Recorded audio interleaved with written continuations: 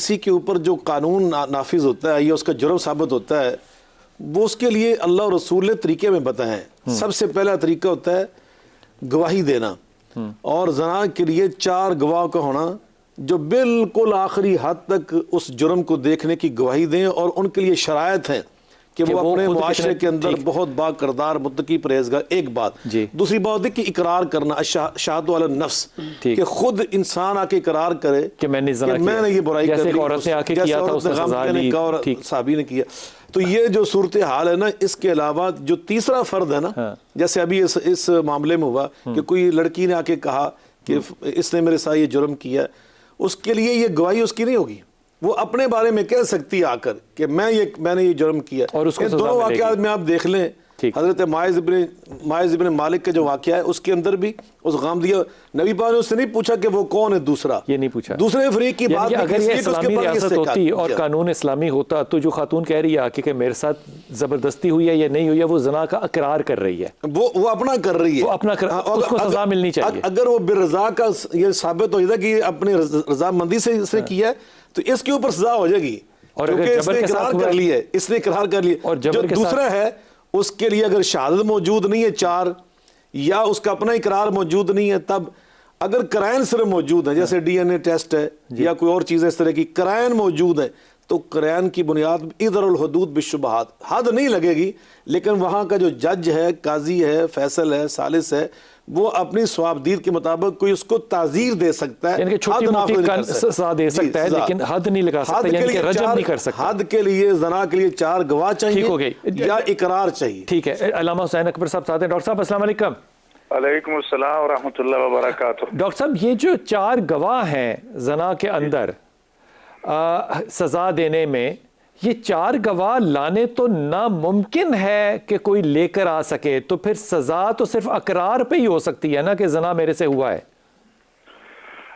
बिस्मिल्लाहिर्रहमानिर्रहीम। डॉक्टर साहब देखो, खुदावंद मुतआल रहमान और रहीम है, वो इंसान के गुनाहों पे हत्तल मकदूर पर्दा डालता है, ठीक, और उसके गुनाहों को अवामुन नास के सामने लाने से बचाने के लिए 1000 तरीके अख्तियार फरमाता है। लेकिन इंसान अगर इतना सरकश हो जाए और इतना बागी हो जाए कि अहकाम इलाही का सरे आम मजाक करे, और यहाँ तक कि 4 आदिल गवाहों की रसाई मुमकिन हो सके कि वो उसको अमला जिना करते देख रहे हैं, तो मैं समझता हूँ फिर तो हद जारी करने में कोई गुंजाइश बाकी नहीं रहती, और खुदावंद मुताल की रहमत जो है उसमें तो कोई कमी नहीं है।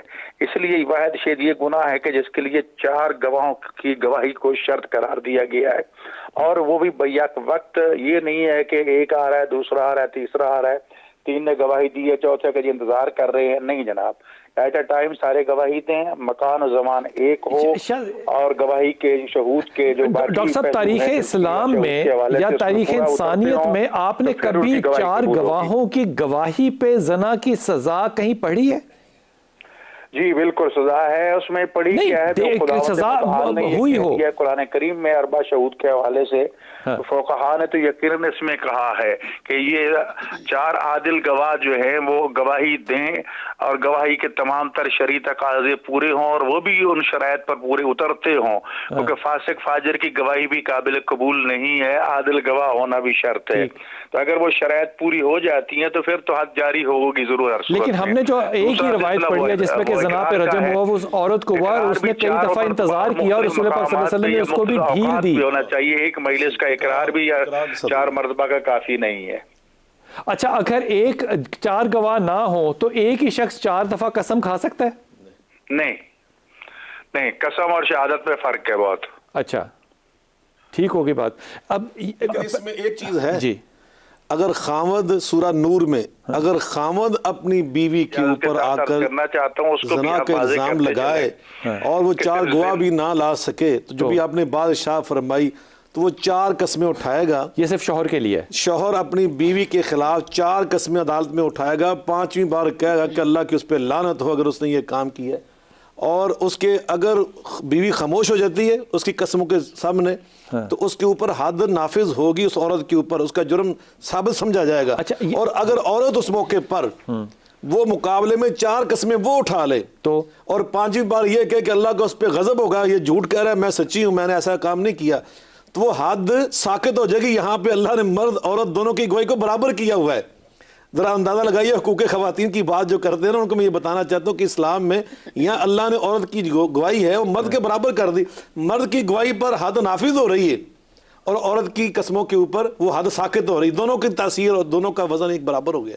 तो इसलिए बराबर का हो गया, उसका वजन ज्यादा हो गया। कैसे वजन हो औरत का? आप उसको तो हद ही खत्म कर दी। उसने हद नाफज, यानी वो नाफज कर सकती थी, वो उसकी कस्में इसने साकित कर दिया। तो यानी उसके दोनों की हैसियत बराबर होगी। लेकिन इस लिहाज से आप कह सकते हैं कि अल्लाह ने कितनी अहमियत दी। ये बताइए कि आपके ख्याल में ये जो माशरे में हमने दो लफ्ज इजाद, मेरी बात अधूरी रहेगी थे, अगर इजाजत फरमाए तो। रजा, पहले तो इन पे राय देते हैं कि आप समझती हैं कि ये दोनों के लिए जना का लफ्ज इस्तेमाल होना चाहिए? फिर बिलाल साहब, हम सोसाइटी में जिस तरफ जा रहे हैं वहाँ एक तरफ तो ये है कि हम मज़हब की बात करें, दूसरी तरफ हम सोसाइटी में जिस तरह के रहन सहन की या मॉडर्निज्म की बात करते हैं, यहाँ पर तो बहुत आम हो चुका है लिविंग रिलेशनशिप, जिसमें यानी कि बगैर निकाह के आप देखिए कि आप एक दूसरे के साथ शादी कर सकते हैं, नहीं कर सकते, शादी करना ज़रूरी समझते हैं लोग, 5-5 7-7 साल इकट्ठे रहते हैं, उसके बाद डिसाइड करते हैं कि नहीं जी मर्द औरत दोनों ही कि मैं इसको बर्दाश्त कर सकता हूँ या मैं इसको बर्दाश्त कर सकती हूँ या नहीं कर सकते। पाकिस्तान में हो रहा है? जी बिल्कुल, ये हर जगह हो रहा है। हम ये नहीं कि अच्छा हमारे यहाँ एक बहुत जो खूबसूरत बात है वो ये है कि हम फौरी तौर पर सवाल करते हैं कि हमारे यहाँ तो होता नहीं है या हो रहा है या नहीं हो रहा।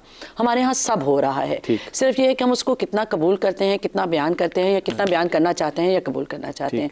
ज़रूरी नहीं कि एक फेल आपको पसंद ना हो या मुझे पसंद ना हो तो वो हो नहीं रहा, ये हो रहा है हमारे यहाँ बिल्कुल। ये कॉलेजेस में, स्कूल्स में, तो ये रजा के साथ जना कह सकते हैं? ये इसको पता नहीं है मुझे, ये क्योंकि मुझे इसका ये नहीं पता कि ये जना के साथ, मुझे जो लफ्ज़ पता था वो मैंने आपको बयान किया।